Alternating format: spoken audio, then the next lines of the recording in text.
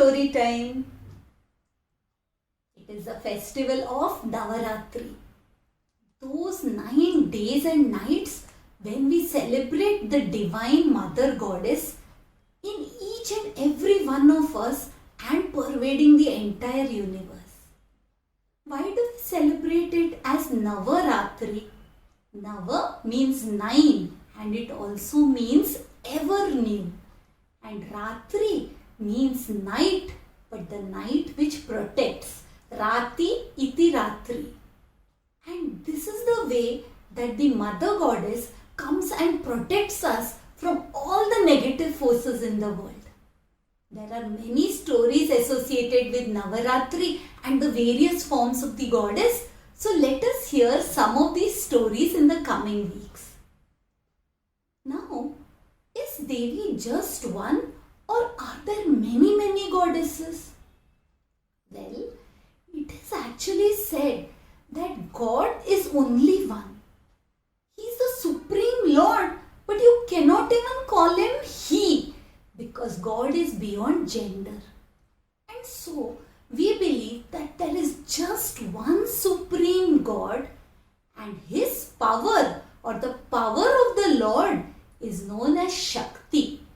Sometimes this power may take a female form and that is when we worship her as the goddess. And why does she come and take these forms? This may be because of many reasons. Don't we see in our own homes how does our mother look at different times? Sometimes very calm and loving and peaceful.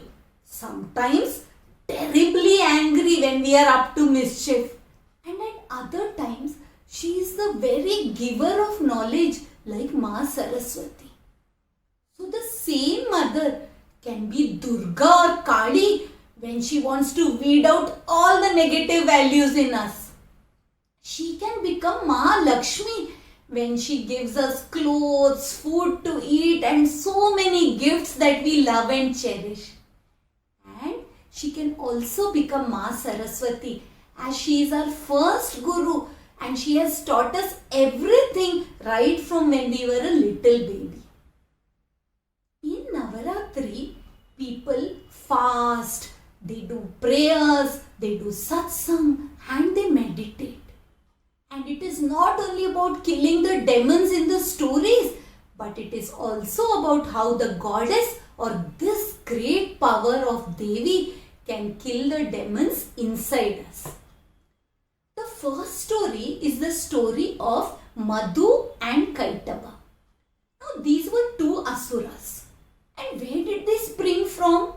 Surprise of surprises, when Lord Vishnu was lost in that yogic nidra.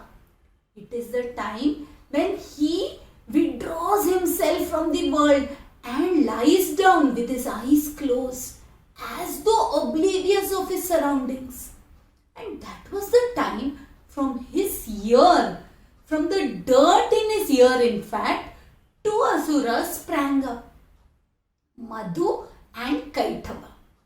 Now these two asuras springing up from the dirt or the ear wax were obviously very dirty, which means to say is that they were full of bad or dirty qualities. And these qualities are nothing but desire and anger. Kama, which is desire, and Krodha, which is anger, are these two terrible traits that can bring us down at any time. And so it was that Madhu and Kaitaba had become so proud of their powers, they in fact prayed to the very goddess or the Yoga Maya, that power of the Supreme Lord. And being pleased with them, she offered to grant them a boon. The boon that they asked for was that they would die only if they so willed or wished. And now being granted this boon, they began wreaking havoc upon all the people and worlds around. Finally, they also saw that Brahmaji, who was sitting calmly on a lotus, was busy creating the world. Their eyes fell on Brahmaji and they decided to play tricks with him. They decided to steal the Vedas, the source of the knowledge with which Brahmaji would now be creating the worlds. And Brahmaji, realizing that Madhu and Kaitaba were after him, went and pleaded with Lord Vishnu to save him. As we know, Lord Vishnu was lost in that divine Yoga Nidra. This sleep is also the power of Maya Shakti, that power of illusion that can put one to sleep and can also cloud the minds of ordinary people like us. So, Brahmaji realized that he had to first appease Yogamaya herself. And this is the form of the goddess whom Brahmaji prayed to. Yogamaya, being very pleased with Lord Brahmaji, agreed to soon use her power of illusion and cloud the minds of Madhu and Kaitaba. And so, first thing that she did was she withdrew from Lord Vishnu's body. When the Yoga Nidra had come out and Lord Vishnu was awake, he began waging a battle with Madhu and Kaitaba. This battle went on for 5,000 years. When Madhu would get tired, Kaitaba would fight Vishnu. When Kaitaba would get tired, Madhu would fight Vishnu. And thus it went on. Because they had got the boon that they would die only if they so wished. And so now Maya Devi came and played her trick. Now Madhu and Kaitaba began to feel very proud of themselves. And so they decided that, oh, this puny Vishnu, he is bound to lose in front of us. He can never manage to kill us. So we might as well grant him a boon. Let us show how large-hearted we are. And so they told Lord Vishnu to ask for a boon of his choice. And Lord Vishnu was just waiting for this moment. This moment provided by none other than Yogamaya herself. For she had created that delusion in the minds of Madhu and Kaitaba that they began thinking that they were superior to Lord Vishnu. And so Lord Vishnu said, yes, please give me a boon that you both will die at my hands. Now Madhu and Kaitaba realized how they had foolishly given up their own lives. And yet, when they saw that they were surrounded by water everywhere, for Brahmaji was just in the midst of creating the universe, they suddenly put forth a condition.